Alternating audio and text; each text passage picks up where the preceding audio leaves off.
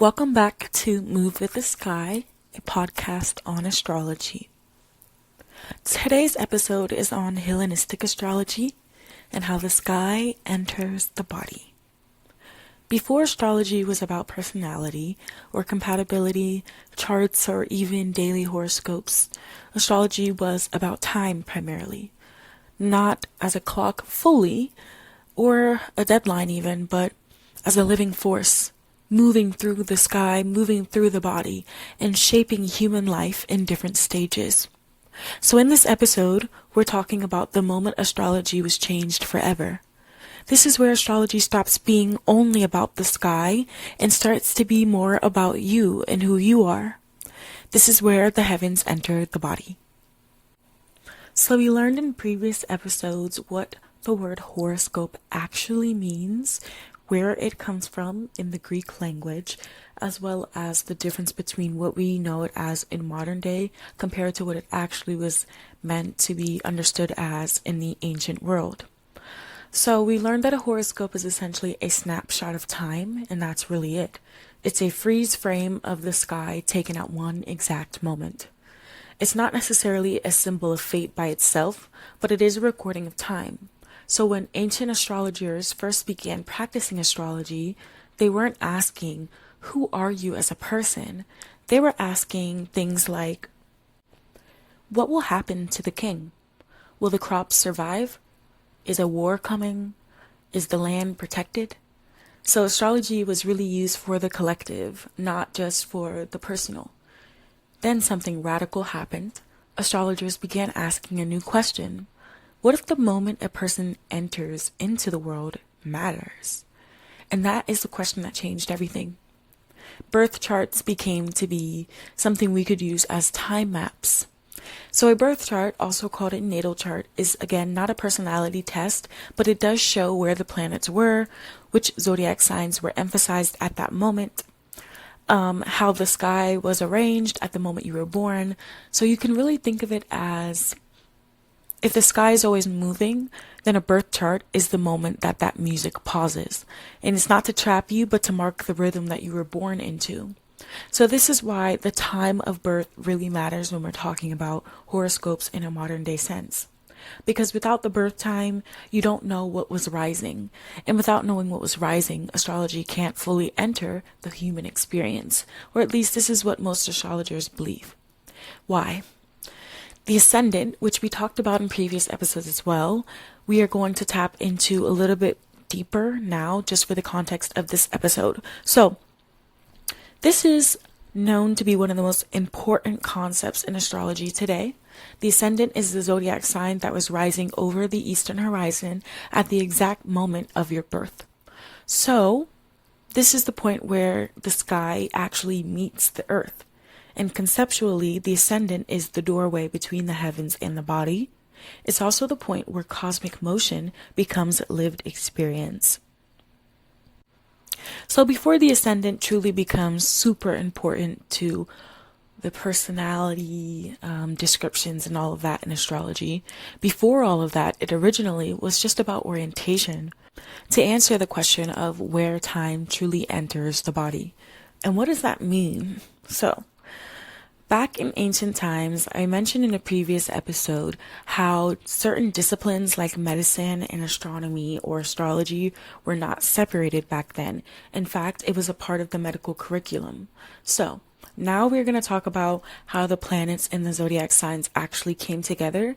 Now, by the time 2nd century BCE, now that's before Common Era, astrology had fully integrated the planets, zodiac signs, birth timing, rising signs, and even the full chart structure.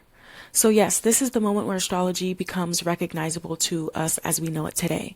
The sun, the moon, the visible planets were no longer just wandering omens, but they were placed inside a circle of meaning within a birth chart or a natal chart. So the zodiac becomes a framework. The planets become actors within that framework. And the birth chart as a whole is now a living diagram full of different actors showing us a different message depending on the specific time that somebody was born. So astrology, again, stops being just purely observational at that point, but now a bit more interpretive. So let's talk about natal astrology versus omens. So in the past, before the 2nd century BCE, we were talking about omens and connecting that to astrology. But now we're adding a whole different interpretive meaning there. So this distinction matters because in earlier astrology, we asked what will happen. But once we get to Hellenistic astrology, we're asking what or how does time move through a human life?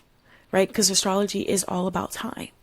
Now, this is where a lot of modern misunderstandings come from, because astrology wasn't really meant to say this will absolutely happen. Rather, this is the quality of time you're moving through, which can be hard to understand at first conceptually if you don't understand how astrology fully came to be. And that's why I want these episodes to be the basis and the structure and framework for you guys to understand once we start talking about the signs, how different charts can be analyzed, whether that's persona charts, moon charts, composite charts, looking at synastry. All of that will make sense if you truly understand where it all comes from. So yeah, at this time, we're talking about the quality of time that we're moving through rather than fate. So tendencies. A horoscope doesn't remove free will, rather describing the weather of time. And you can still choose how you move through that weather. So why is this moment of birth or whatever important at all? Or why is the moment where astrology gives us more of that free will and starts asking different questions become so important? Mainly because we're going from kings to individuals focus, from omens to now looking at life patterns, from sky only to embodied time. And once astrology enters the body, it starts touching on development, health, psychology, aging, and the meaning of human life in general. So that's what we're going to tap into next in this episode. You guys remember that guy, Claudius Ptolemy, who we mentioned in our previous episodes, who lived roughly between 90 and 168 CE, working primarily in ancient Alexandria, Egypt, known to be one of the greatest learning centers in the ancient world. Now, Ptolemy's important because he wasn't just an astrologer. He was actually an astronomer, a mathematician, a geographer, and a medical thinker. So, he had access to centuries of accumulated knowledge, and he tried to organize this knowledge into something coherent. So his most influential astrological work that we've talked about is the Tetrabiblos, and what Ptolemy did in this book was essentially shape astrology over the next 1500 years. So, what about this argument around Earth-centered cosmology? We know that Ptolemy worked within what we call an Earth-centered or geocentric cosmology, meaning everything moves around the Earth. Now, if we pause here, which we should because it's important, we know that they weren't doing this because ancient people were dumb and just didn't understand. They were doing this because it matched what could be observed, it worked mathematically, and it also explained the timing more accurately, which I describe in more depth and like technical terms in, I think, episode 2. So go and check that out if you missed it. But yeah, so they used this geocentric system, and in the system, the moon was closest to Earth, Saturn was the furthest visible planet, and everything moved in ordered spheres. Now, astrology in this worldview becomes the study of how those spheres affect life here on Earth. And that leads us to talk about the 7 stages of life, or the 7 ages of man that Claudius Ptolemy wrote about, and how that connects to astrology, medical astrology, and the body. In our last episode, we talked about Claudius Ptolemy's 7 ages of life, one of his most enduring doctrines or ideas, which proposed that human life unfolds in 7 stages, and each of those 7 stages are to be ruled by the 7 visible planets. So not randomly or symbolically, but more developmentally. Now, we talked about that more in depth, but essentially the order of those planets matter because it followed the outward movement from Earth. So Moon, Mercury, Venus, Sun, Mars, Jupiter, and then Saturn.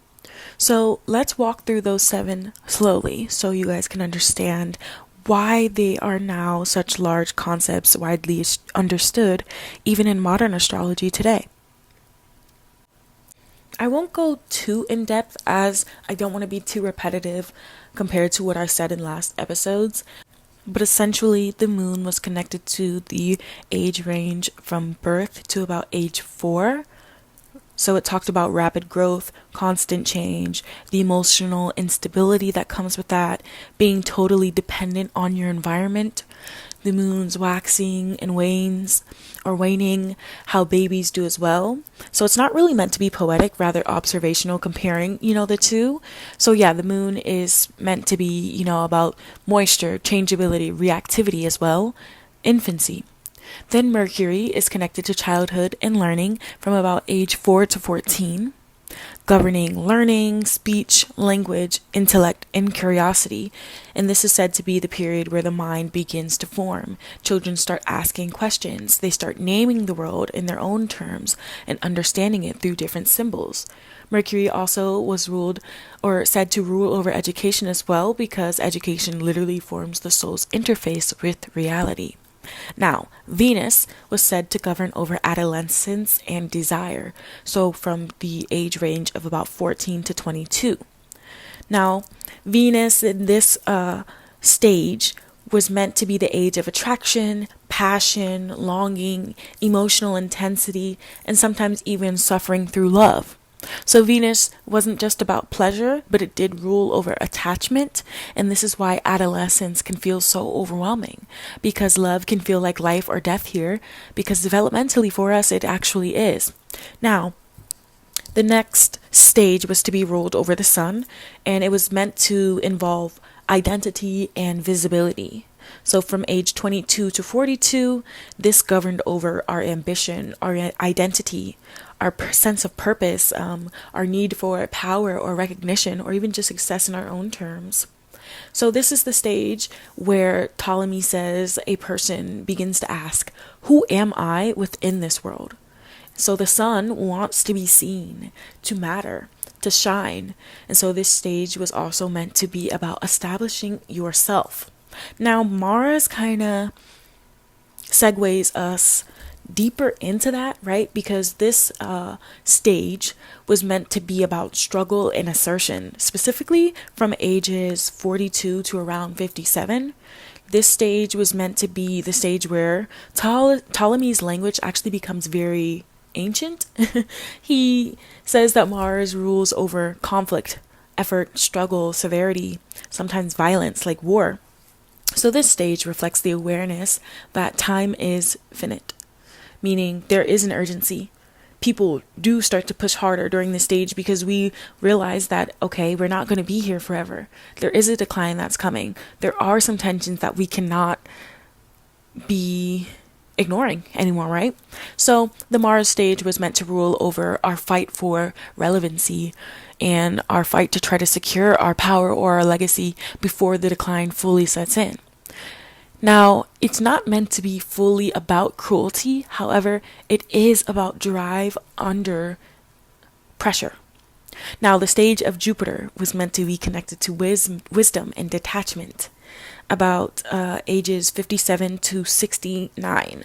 Now, this is interesting, right? Because different places have different ethnic backgrounds, and races have different life expectancies and stuff like that, right? So once we get into these different stages and all of that, we can definitely tweak them a little bit for our modern understanding. But I find it to be super interesting because even in traditional astrology, we connect Pisces to Jupiter, and Jupiter in this understanding of Claudius Ptolemy's 7 Ages of Man, he says that Jupiter is about wisdom and detachment, judgment, philosophy, moral understanding, where our ambition begins to soften a bit more and the person starts to step back to advise rather than fight, or reflect and be more introverted or introspective rather than to chase. So Jupiter really does bring that perspective, and that's what Ptolemy speaks about in this stage. Now, the last stage was the stage ruled by Saturn. Now, this is all about withdrawal and senescence. Finally, this stage is all about old age, limitation, the cold, withdrawal, contemplation, endings, the final boundaries, and letting go. So this stage isn't meant to be about cruelty either, but it is arguably the most in touch with reality. So the masculine framing we talked about in our last episode that Ptolemy uses is definitely important, right? Because it shows the cultural limits of this time. So of course these 7 stages are not a universal truth for everybody, but it is important, I believe, to know where it all comes from, because I do see a connection when I'm doing this sort of work and I'm talking to clients and looking at different charts. So yeah, women were excluded from this formal philosophical language, not from lived experience though. So the pattern still maps human development, even if the language needs some updating. I mentioned the term apokatastasis in last episode, which is in astronomy essentially when something returns to its original position. It refers to the movements of a planet returning to the same background of fixed stars, which is rare. This concept itself can actually be closely matched to the 7 stages that Ptolemy describes, ruled by the 7 visible planets. So this is the ancient root of planetary returns. So why are we always hearing about retrogrades or solar returns, all of that? Life cycle astrology, developmental timing. So even if Ptolemy didn't fully understand the mechanics, the pattern was real, and we know that now today. Looking at these bodies moving back to their original positions and figuring out the meaning behind that, that all started back then, and now we just have a better understanding and a structure and terms and all of that for it. Now Shakespeare also touches on this too. He wrote about the 7 ages of man. While he likely didn't know the astrological origins, he had already entered into that culture. Astrology had shaped how people understood life itself. Time wasn't linear, it was rhythmic. So, to transition to the next part of this episode, why does this matter? Well, because this isn't prediction if you think about it this way. They're looking at mathematical time, they're looking at degrees down to the very second to see when does this actually happen again. Now, in our episode about Z codes and horoscopes, we see just how rare it is for those moments to repeat and to be able to actually predict when it is going to happen by looking at the data in the cycles of these planets' movements. Those are not guesses, they're factual, and they've known them and been observing and measuring those for thousands of years. So what does developmental astrology say? It says you are not the same person at every age. Time changes how the same soul expresses itself. So astrology was not meant to trap people. It really gave them a map of becoming. So now we are going to dive into medical astrology and the living body. When did astrology become medicine? Once astrology entered the human being, it didn't stop at personality or life stages. It moved into the body. So this is where modern people tend to get a bit uncomfortable, because astrology wasn't symbolic here, it was practical. Like I said, for centuries, astrology wasn't a separate practice from medicine, it was medicine. Now, let's talk about the 4 elements and what they are, and the connection to the 4 humors. So, ancient medicine worked on a simple idea. Health is about balance, and this idea came from the 4 elements: fire, earth, air, and water.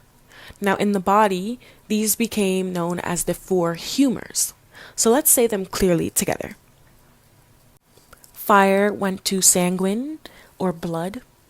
Earth went to phlegmatic, or phlegm. Air as yellow bile, or choleric. And water as black bile, melancholic.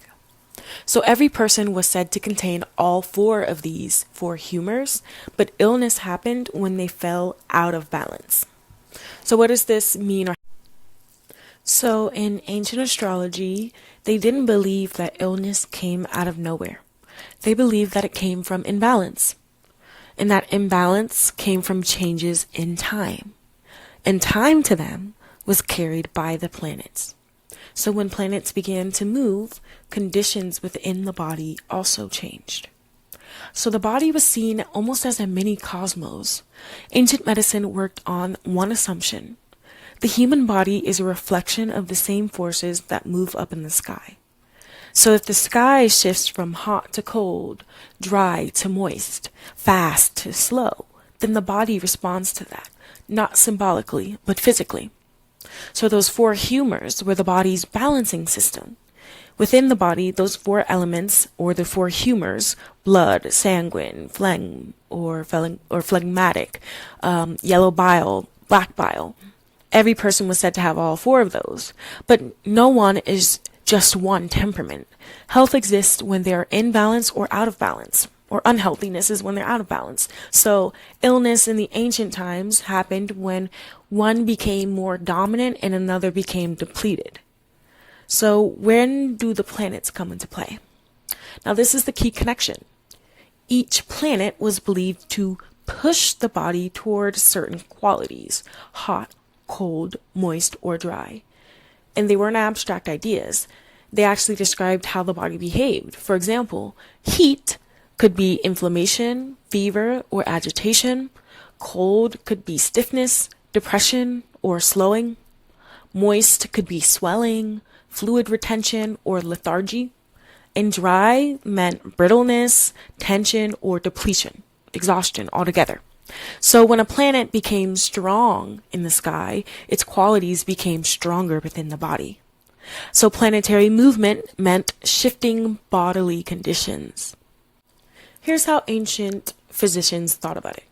If a hot and dry planet like Mars became active through a transit or aspect, they expected inflammation, fever, irritation, bleeding, or sudden symptoms. Now, if Saturn, cold and dry, became dominant, they'd expect stiffness, joint pain, depression, fatigue, or just chronic conditions. This wasn't prediction, it was pattern recognition. So when they saw these things happening in the sky, physicians were taking notes and observing that these were the conditions that they were starting to see in connection, or so they thought, in their office or, wherever they were practicing. So why individuals reacted differently. Now here's where astrology becomes personal, right? Because not everyone responded the same way to the same planetary movement. And why is that? Because each person has a different birth chart, meaning they have a different baseline balance between what planets or astrological bodies are more dominant in their chart. So is Saturn more dominant? Are they more susceptible to have these sort of symptoms or experiences? Is their baseline usually this? You know how some people say, well, I have a bowel movement typically this many times a day, whereas somebody might have it a completely different time of day, or someone's rhythm when it comes to sleeping could be completely different, stuff like that, right? So in ancient astrology, when they were physicians practicing medicine, they knew each person had a different birth chart, therefore a different baseline balance and a different dominant humor. So two people could live under the same sky and experience it completely different. Let's say there was a strong Mars influence happening. One person is already running hot, so they're naturally choleric, and that Mars energy might push them into a fever. It might push them to have a migraine or anger, inflammation, whereas another person who runs cold and moist typically, or more phlegmatic, that same Mars energy might barely show up for them, or show up as irritability instead of illness. Same planet, but a different body and a different response. Mercury's role. Now this is important because Mercury was considered variable, not hot, cold, moist, or dry, variable. So when Mercury was involved, physicians expected symptoms that moved, illnesses that changed day to day, like, a 24-hour stomach bug or something like that. Conditions essentially that didn't follow a clear pattern either. So this explained nervous disorders, psychosomatic symptoms, or inconsistent diagnoses. Mercury didn't cause the confusion, but it did describe it. And I just find this to be so interesting. Now, how do astrological aspects, which we will learn about more in depth in later episodes for you guys to be able to connect to the 2026 and later year astrological calendars to plan your day, happiness, and success, how do aspects fit in? Now, to make this connection, and this will be the bridge to future episodes, an aspect is a relationship between two different planets. Ancient astrologers believed that when two planets interacted with each other in the sky, their qualities combined or intensified. So Mars and Saturn combining meant harsh or draining conditions, whereas the moon and Saturn could mean heaviness, depression, and fatigue. And Jupiter's connection or geometric aspect to Venus could mean recovery, nourishment, and relief even. So aspects explained back then when an imbalance peaked. And that's why timing really mattered.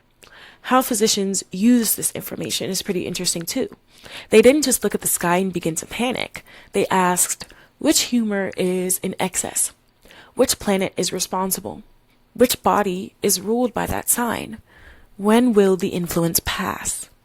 They used astrology to do time treatment, to choose herbs, to decide when not to intervene. So this is why astrology stayed tied to medicine for centuries. So those qualities or temperaments that we talked about, those humors, sanguine, choleric, melancholic, or phlegmatic, those were associated with specific things or balances, right? So sanguine could be connected to warmth or someone who is more social or resilient, or in that sort of energy. Somebody in the choleric temperament could be intense, reactive, or experiencing inflammatory issues.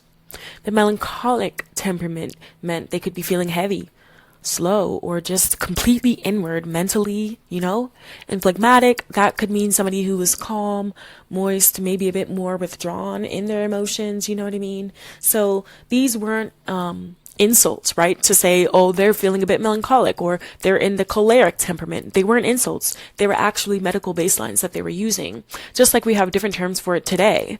So a physician knew this person will react this way when time shifts.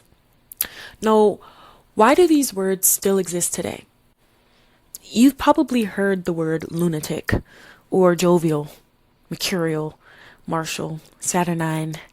And those aren't just metaphors or ways to describe something. These are leftover words from a time when the sky, the body, time itself were understood as one single system. So when ancient astrologers talked about imbalance, they weren't blaming the planets, they were just tracking time. And they also knew that planets weren't causing the illnesses, but they did reveal when certain conditions might ripen. Now, astrology didn't replace medicine, it organized it. But now we are going to see how the planets were associated with each of those body parts based on how they affected heat, moisture, movement, and structure. The sun in ancient astrology was connected to our vitality, life force, center, and cohesion. So therefore, the sun was meant to be the ruler over the heart, our circulation, the spine or central axis, and it was understood to be hot and dry. So ancient physicians believed that having too much solar influence could lead to inflammation, fever, overheating, too much weakness, fatigue, or just having low vitality. So the sun wasn't understood to rule over emotion, but life itself. And the moon, which spoke to fluids, bodily fluids, digestion, swelling, fertility, menstruation, sleep cycles, rhythms. And it was understood to be cold and moist. So that meant the moon ruled over the stomach, the breaths, the lymphatic flow, as well as moisture regulation. So ancient physicians practicing medicine noticed something simple. When the moon was involved, bodies tend to swell, release, or cycle, just like the moon. And that's why lunar phases were critical in timing surgery, bloodletting, herbal preparation. The moon wasn't meant to symbolize or understood to symbolize emotion either. Rather, it regulated fluids and rhythms. Now, in traditional astrology, or when we were practicing medicine way back then, Mercury was also said to be connected to our nerves, speech, and coordination. So it was, as we learned, variable, meaning not hot, not cold, moist, or dry all the time, but it changed, making it the ruler over the nervous system, our speech, breath, coordination, and sensory processing. It ruled over the hands, arms, lungs, and even the vocal cords. Now, when Mercury was afflicted, ancient doctors experienced patients that had tremors, speech issues, nervous disorders, or just inconsistent symptoms. So Mercury explained why some illnesses moved, shifted, or just didn't behave predictably. And we still have illnesses without cures or unpredictable symptoms and stuff like that are variable today. So I find that pretty interesting, that connection. Now, Venus was meant to be connected or said to be connected to reproduction, pleasure, and balance. So she governed over attraction, harmony, pleasure, and reproduction. She was understood to be cold and moist. And within the body, Venus ruled over the reproductive organs, the kidneys, skin, and hormonal balance. So it was also linked to fertility, libido, sensual health, and aesthetic balance, not to be confused with menstruation, which was connected to the moon. Now, too much Venus meant indulgence or stagnation. Too little could mean dryness, infertility, or just emotional depletion. So Venus ruled over cohesion and connection, physically and emotionally. Now, Mars was said to be connected to the muscles, blood, and inflammation. It was understood to be hot and dry, so it governed over the blood, as I said, the muscles, heat, injury, the muscular system, the head through Aries, iron in the blood. I think I mentioned inflammation already. Yeah, ancient physicians associated Mars as well with fevers, wounds, burns, and even hemorrhaging. So Mars's energy cuts, it burns, it pierces and inflames, or at least that's what it was understood to. And that's why Mars's timing was mattered or very important for timing surgery as well, warfare injuries, and bloodletting. Mars wasn't said to cause violence, but it did govern over force and action. Jupiter was connected to growth, expansion, the liver, nourishment, and even protection. So within the body, it governed the liver, our metabolism, fat storage, and blood quality. Too much Jupiter influence meant excess, weight gain, or just overindulgence. And too little could mean weakness or lack of resilience. Jupiter was associated with healing, recovery, and benevolent outcomes. So doctors really tended to love Jupiter transits. Now finally, Saturn, connected to the bones, aging, and a different type of structure. It governed our bones, teeth, joints, skin, aging, and degeneration, the skeletal system, chronic illness, and just long-term conditions. Saturn wasn't understood to be evil, but it did represent certain limits, again, structure, time, and decay. Ancient doctors feared Saturn not because it was bad, but because it was slow and difficult to reverse the effects of it. So, yeah, the zodiac was seen as the body's map. And here in this time is where planets and signs finally begin working together. Planets described what kind of influence, and the zodiac signs that they fall in described where in the body that influence was happening. So, a planet in a sign mattered medically. For example, Mars in Aries could mean head inflammation. Saturn in Capricorn could mean bone or joint issues. Moon in Cancer connected to digestive or stomach problems. For them, this was logic, not superstition. So why did the system last so long? Medical astrology survived because it explained patterns, it aligned with observation, and it worked consistently enough to be trusted. Now, it wasn't perfect, but neither was or is any medicine of the time. Astrology offered a framework for understanding the body as part of the cosmos. Why this matters the most, or why I hope this matters to you listeners, is because for me, in my understanding, this is where astrology becomes real and not something that people chalk up to just be purely mystical or superstitious. Not something for aesthetic or just for us to focus on ourselves and our own personalities, but again, it was used for the collective. It was used to help as well at different points. So for me, I do consider it to be a sacred institution. And once you understand how time moves through the body, you can no longer be told your suffering is random. And a lot of people deal with suffering in this life, and maybe finding their way through astrology and where it came from and how it started can help them.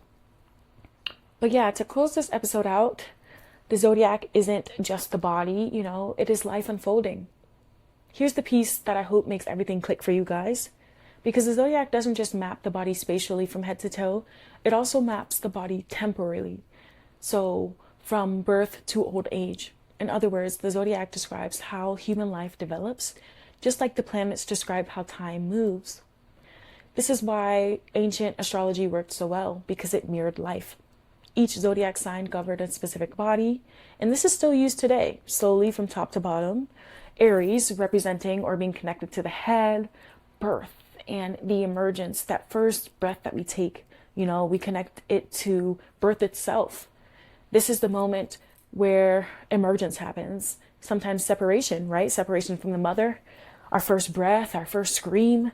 So Aries energy is impulsive, it's raw, it's unfiltered. And think about it, it makes sense, right?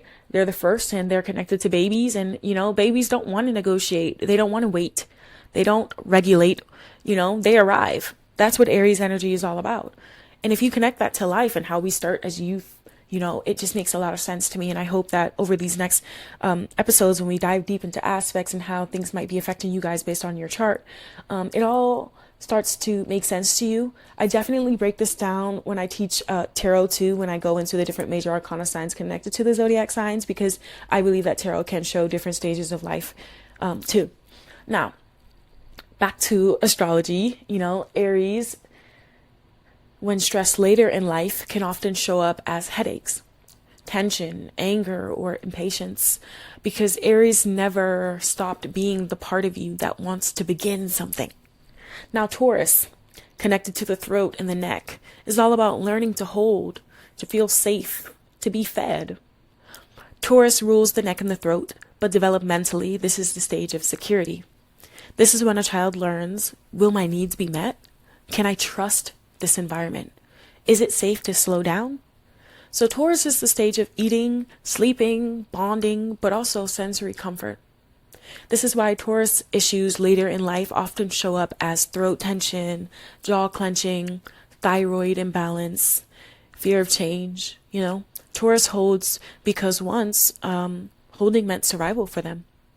Now, when we move further into the development of life in the stage, we move to Gemini, the third sign, ruling over the arms, shoulders, and lungs. Gemini represents curiosity, language, and learning of the world.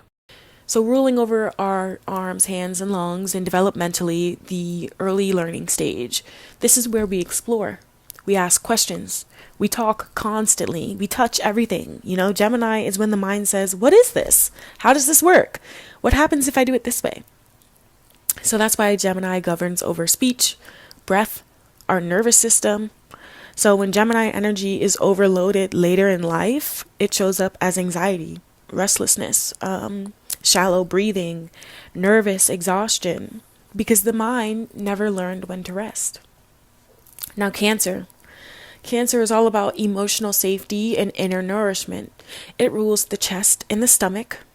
And developmentally, this is emotional imprinting. This is when we learn how to be comforted, how to soothe, how to feel safe emotionally. Cancer is not being emotional. Cancer is really just how we digest life. This is the stage where if we feel stressed or unsupported, it could show up as stomach issues, manifesting as emotional eating, anxiety stored within our body. So Cancer really remembers everything. Now, Leo, ruling over the heart and the spine.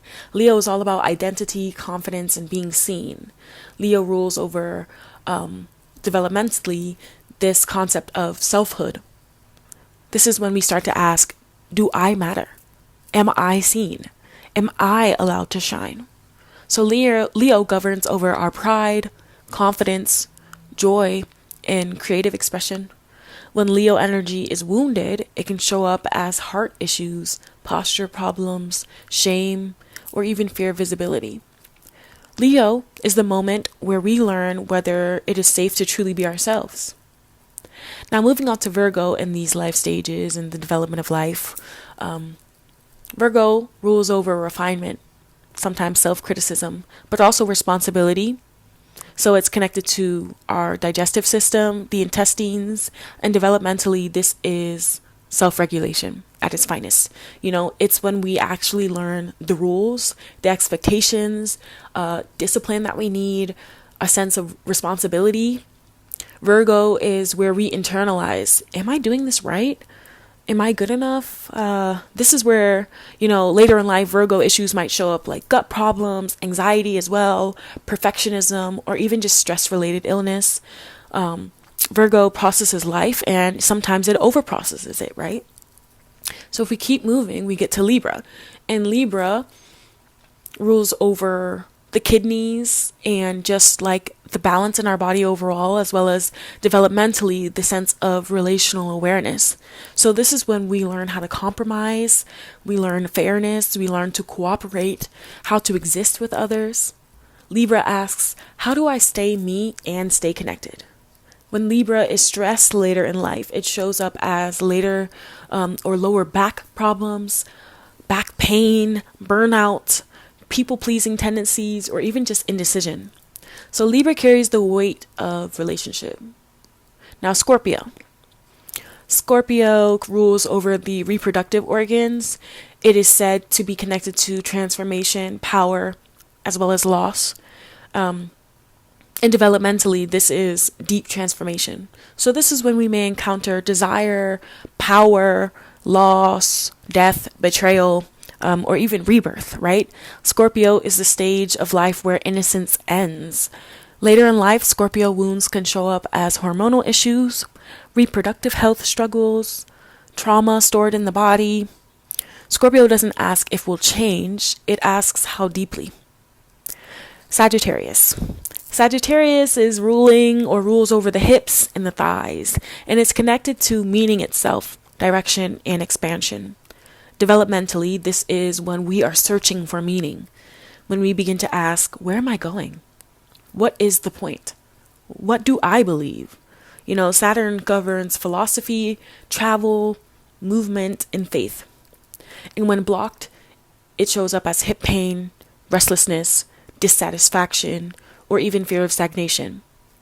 Sagittarius needs room to move, physically and mentally. Now Capricorn, ruling over the bones and the knees. Capricorn is all about responsibility, authority, and time. And time is expensive and it's something you can never get back, right? So developmentally, it's all about maturity. Capricorn in this stage is where we confront time, limitation, responsibility, as well as authority. Capricorn is adulthood in its heaviest form. And later in life, Capricorn stress can show up as joint pain, chronic fatigue, rigidity, burnout. Ultimately, Capricorn carries the weight of the world in the zodiac. Now, Aquarius. Aquarius is circulation. It rules over the ankles. It's connected to detachment and perspective. It rules over nervous flow, and developmentally, this is about objectivity. This is when we can take a step back, observe patterns, detach from the ego, and see the collective. Aquarius asks, what is my role in the larger system? And when overwhelmed, Aquarius issues may show up as circulation problems, nervous disorders, disassociation.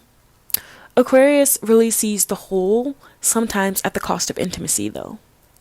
Now, the stage of Pisces, ruling over the feet, and connected to release, integration, as well as endings. Pisces also is said to rule over the lymphatic system, and developmentally, this is the state or stage of dissolution. So this is the stage where we surrender, we forgive, spiritual integration happens, and endings occur. Pisces dissolves identity, and later life Pisces issues may show up as fatigue, immune sensitivity, escapism, or grief stored within the body. Pisces is where the cycle ends and prepares to begin again at the start of Aries. So, to close out this episode, we now know that illness in a body part in ancient times was read through its ruling sign, the planet influencing that sign, and current planetary motion. The zodiac isn't just the body, but it also shows the body over time, how we grow, how we struggle, mature, and release. And the sky didn't just map fate, but it mapped human life itself. Now, diagnoses through horoscopes, physicians didn't just guess. They cast charts for their patient's birth and for the onset of illness. And through that, they looked for malevolent planets, harsh configurations, the imbalance of qualities or humors. And the goal wasn't punishment, but it was restoration of balance within the body. When it comes to herbs, minerals, and sympathy, here's where things got fascinating, because planets were actually associated with different herbs, metals, stones, and minerals at the time.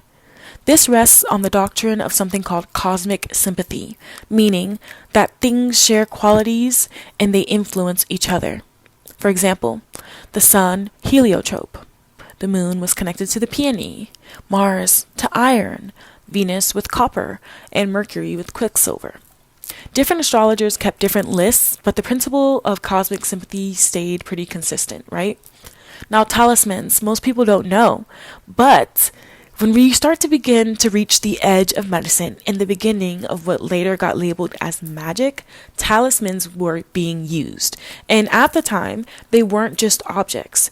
They were carved symbols, I think, to represent like the planets or zodiac signs that would be carved into stone or metal, and then they would make them at precise astrological moments, and they were designed to focus planetary influence, right? So if we know that in ancient times the excess of a certain planetary influence, like hot, dry, moisture qualities, could mean certain medical symptoms, when they were using talismans, the goal was to focus that planetary influence and to change that balance to something that was a bit more healthy. Now, again, at this time, this wasn't considered superstition. It was technology based on timing. And yes, it scared religious authorities a lot. I find it fascinating how this astrology was taught in universities at this time. It sat alongside philosophy, mathematics, astronomy, and even medicine. Doctors believed that the planets influenced air, water, seasons, and even the body. And this wasn't fringe, but it was normal. Now, why astrology became dangerous? Well, it explained health, destiny, history, cycles, rise and fall. And once astrology could begin to explain a bit too much, it started to be a threat to centralized power, especially religious authority.